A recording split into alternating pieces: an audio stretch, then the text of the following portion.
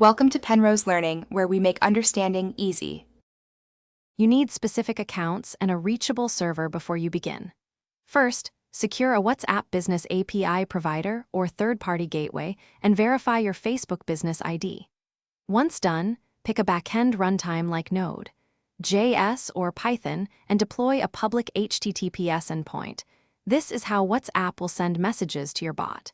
Make sure to store API keys and webhook credentials in environment variables. Now that your phone number is registered and credentials are safe, you can accept incoming webhook events and send replies.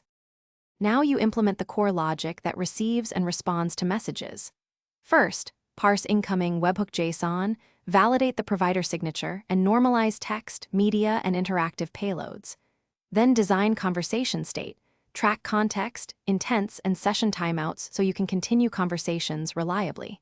Integrate an NLP engine or write rule-based handlers to map user inputs to actions.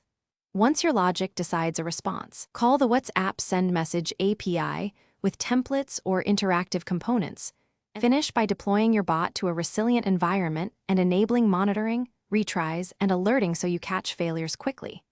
Make sure outbound notifications use approved templates and that you respect rate limits. Otherwise, messages will be blocked. Test edge cases like media uploads, multi-message flows, and user timeouts, and implement a human handoff path for unresolved queries. If messages fail, check webhook signatures, API quotas, and template approval status first. That single check solves most delivery problems.